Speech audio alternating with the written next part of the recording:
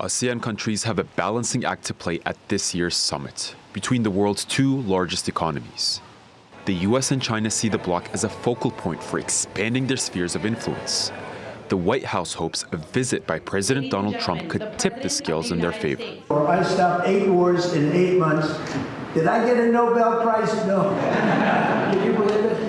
Trump is personally invested. He wants to turn the ceasefire deal he says he brokered between Thailand and Cambodia back in late July into the Kuala Lumpur peace agreement. The signing of a deal presents an opportunity for the US to flex its diplomatic muscles in China's backyard. But Beijing stands to gain as well.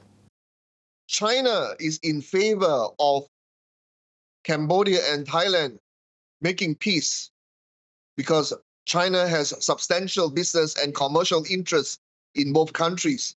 And it is to the interest and to the benefit of China to see the Kuala Lumpur Peace Accord go through, even if this is moderated by United States. Aside from Trump's Nobel Prize aspiration, the US is focused on trade. It's looking to Myanmar for its rare earth minerals, despite the country's state of turmoil since a military junta staged a coup in 2021.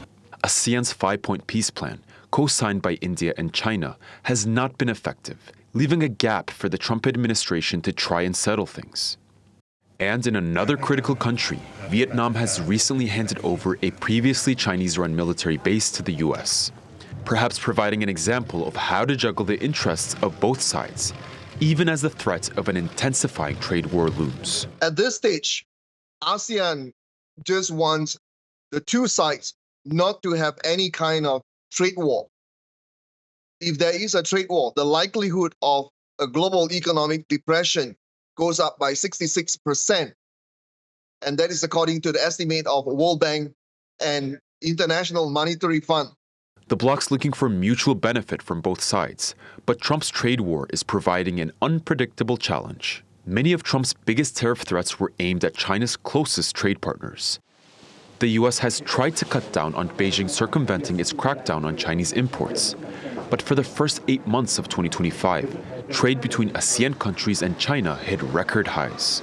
The bloc has been Beijing's biggest trade partner for the past 5 years, after it overtook the US. There was a jump in China exports, but it was very skewed towards non-US. Actually, it's important that China continues to grow at a reasonable clip because they are supporting mineral fuels and components and vegetables and fruit from Southeast Asia as well. China, being the largest economy, is playing a very key role as a core driver of demand in the region. China has invested over $190 billion into ASEAN countries in the past 20 years, according to the American Enterprise Institute. But ASEAN says the bloc's largest source of foreign funding is from the US, with $74.4 billion of investment just in 2023.